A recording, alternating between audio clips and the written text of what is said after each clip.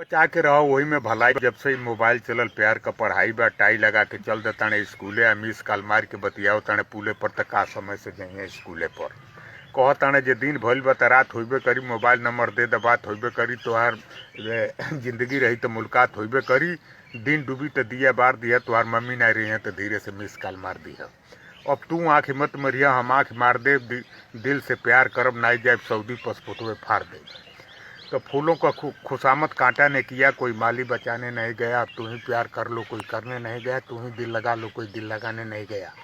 तो हाथे में मोबाइल दे तड़ी हाथे में दस्ती जा तड़ी परतावल निकल जा तड़ी बस्ती तो कहाँ मर्दे करा खा तड़ी हस्ती बोलता तो सोना बा निकल गल तो माटी कह तड़ी माई से अलगे हो जो नहीं तो बिहाने लगा ले फांसी।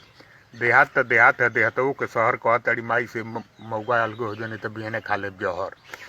तो मेहरारू आजकल मर्दे के बना ले ली खिलौना मर्दे लगावत तने चूल्ही में लौना माई के घुसू के एक लोटा पनिए नहीं देत 1 घंटा दिन रहता तबे मेहरी के कह दे तने बिछौना। जा तने सऊदी कमा तने शान से मेहरारू बतियावत या 4 महीना आन से ससुर भसुर बोला तने तो देवरे के मरवा देती है जान से।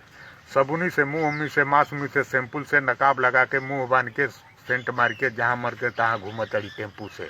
तो घर का दाना पानी निके नहीं लागत मर्दे का लाज भी जाइए नहीं अब होटल पर काटे तड़ी गट गट बिरयानी आ हमनी की मोची का शान खत्म हो गए मऊगिए लड़ तड़ी प्रधानी मऊगिए लड़ तड़ी प्रधानी।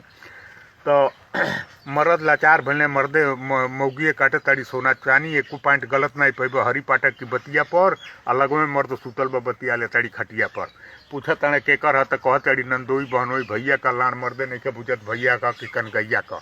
तो देश चमक गल विदेश का कमाई बिटियन का कौन इतबार रह गल भाग गली 5-5 6 लड़का कमाई।